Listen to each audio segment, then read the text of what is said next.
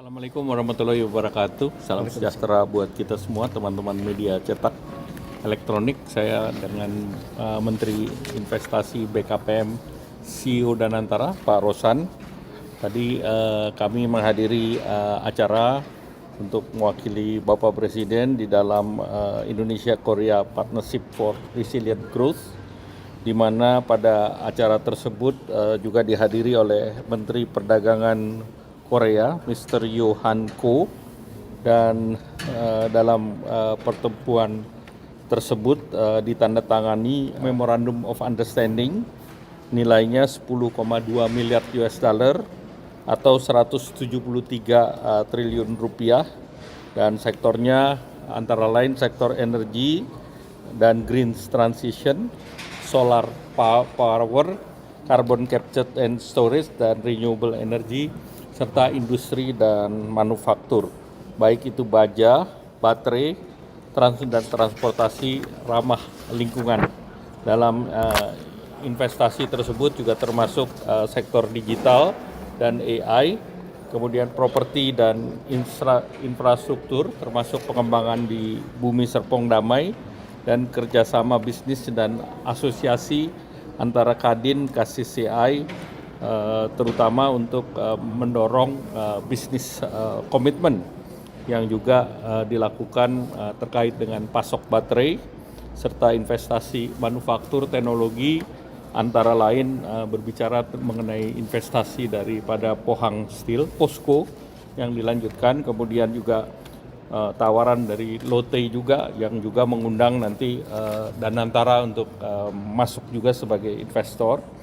Kalau kita lihat dengan kunjungan Bapak Presiden ke Jepang, itu juga menghasilkan MOU dengan investasi 23,6 miliar atau 401 triliun rupiah.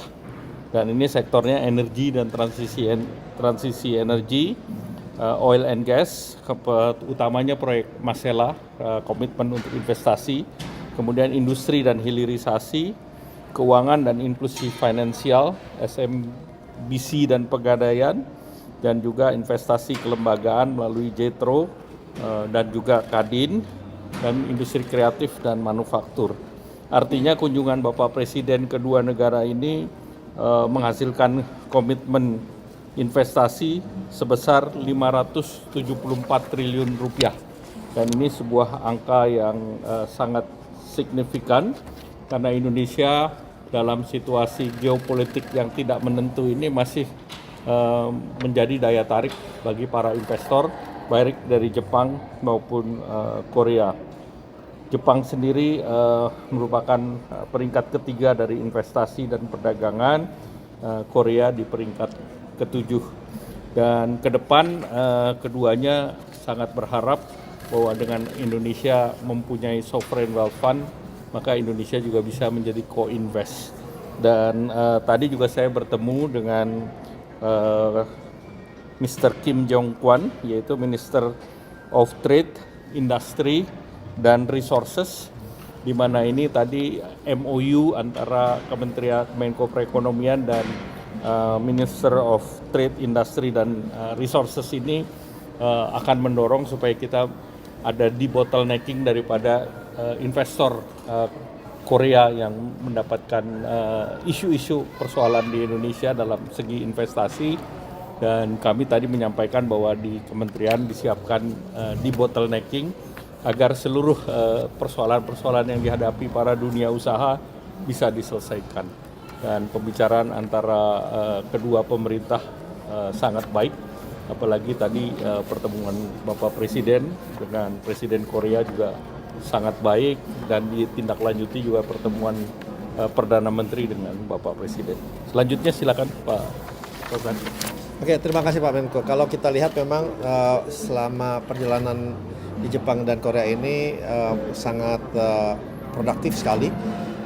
Tadi sudah disampaikan karena event-event yang acara yang dibikin, baik itu yang di Jepang yang dihadiri oleh 300 pengusaha besar, kemudian kami dari Kementerian Investasi juga mengadakan sesi kecil dengan 12 pengusaha besar di Jepang, maupun tadi juga baru selesai dengan 11 pengusaha besar dari Korea, dan ini juga mereka bisa menyampaikan langsung ke Bapak Presiden inputnya, kemudian feedbacknya, dan juga apa kendala-kendalanya yang memang mereka ada di Indonesia, dan Bapak Presiden sangat responsif dan sangat terbuka, dan ini sangat direspon sangat positif oleh dunia usaha, sehingga kalau kita lihat di tengah gejolak politik maupun ekonomi di dunia ini, tapi kepercayaan dan minat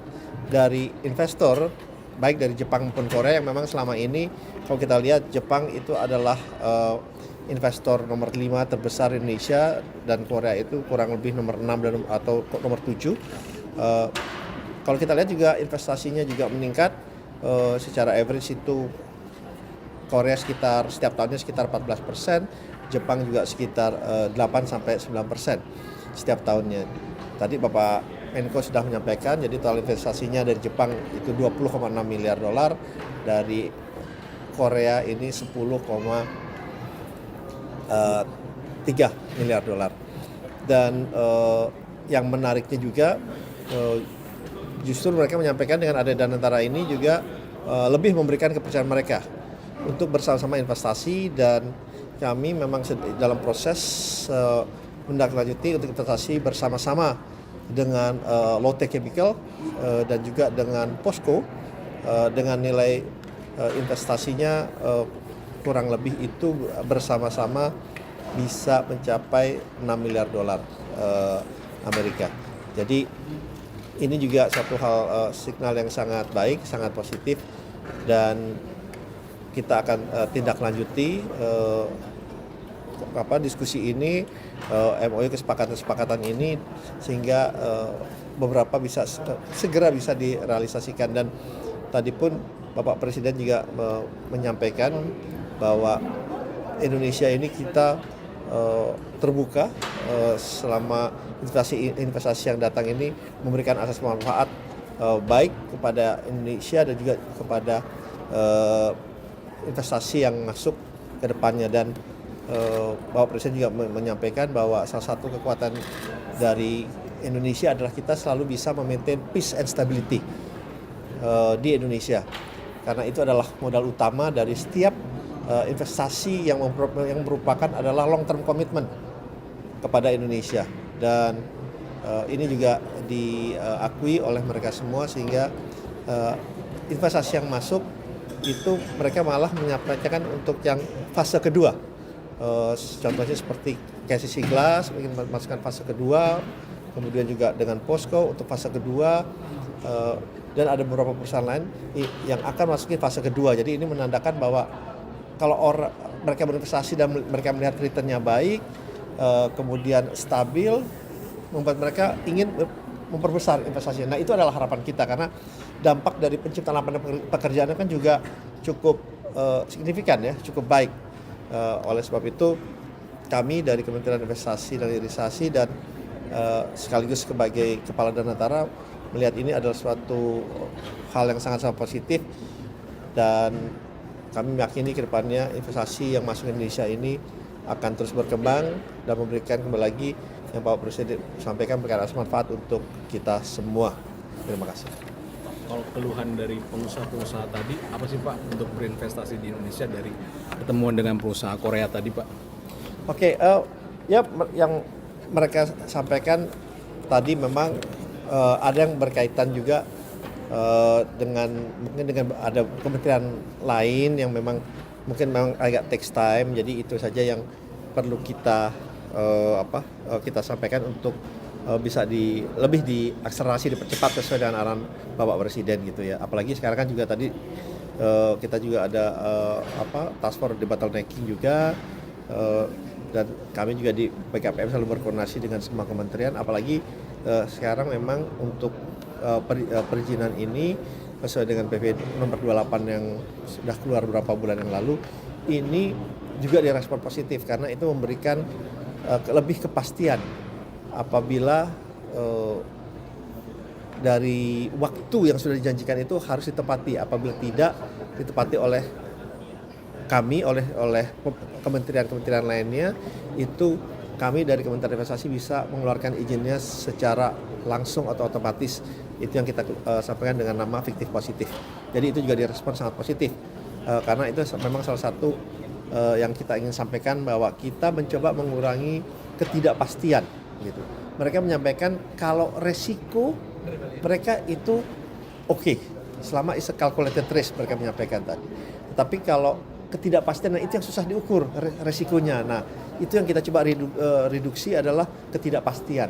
Nah, oleh sebab itu kita pun, Bapak Presiden juga tadi menyampaikan bahwa dengan mendapatkan masukan ini, tentunya respons policy kebijakan pemerintah ini akan semakin baik, dan ini bisa meningkatkan investment climate, industri climate di Indonesia. Gitu. Kalau tadi pertemuan bilateral tadi ada pembahasan terkait dengan pembelian jet tempur KF-21 nggak Pak? Maksudnya di media Korea rame Pak untuk pembelian jet KF-21 itu mau dibeli Indonesia sebanyak 16 unit. Itu dari pertemuan bilateral tadi dibahas nggak sih Pak? Ya. Jadi dalam pertemuan bilateral salah satu isu yang diangkat memang terkait dengan IFX, dan Bapak Presiden menyampaikan akan segera mengirim tim, baik itu yang sifatnya technical maupun engineering, sekaligus juga berharap nanti akan ada pembayaran proyek secara baru, karena ini kan sudah mulai dibahas sejak waktu itu presidennya Pak SBY, kemudian dilanjutkan Pak Jokowi dan sekarang. Dan memang ada isu-isu teknis terkait dengan spesifikasi dan yang lain, tetapi harapannya ini akan diselesaikan dengan dikirimnya tim ke sana. Terus kemudian yang kedua yang juga dipersoalkan di sini adalah mengenai halal untuk industri makanan minuman, dan sudah ada 5 lembaga di Korea yang sudah menandatangani MRA dengan BPJPH di Indonesia. Jadi isu halal ini sudah clear dengan Korea. Kemudian berikut juga ada mengenai intellectual property right. Nah, intellectual property right harapannya apa yang diberikan kepada negara lain itu juga sama dengan apa yang kita berikan kepada Korea. Dan itu tadi Bapak Presiden juga memberikan jaminan bahwa semua adalah diberikan pada level playing field. Oke. Ya, terima kasih. Pak Erlangga, sedikit Pak. Terkait Ya. dengan tadi Pak Presiden tadi menyampaikan terkait dengan LNG dan batu bara.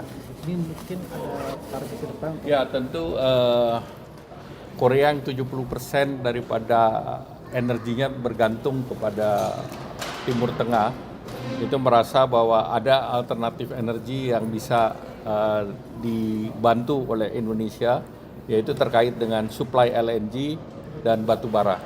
Nah, tentu ini nanti akan menjadi hal tersendiri, karena kita memang domestic demand terhadap LNG juga meningkat. Jadi nanti itu yang akan kita bahas ke depan. Ya, terima kasih. Oke. Selamat Baik, malam. terima kasih. Terima kasih.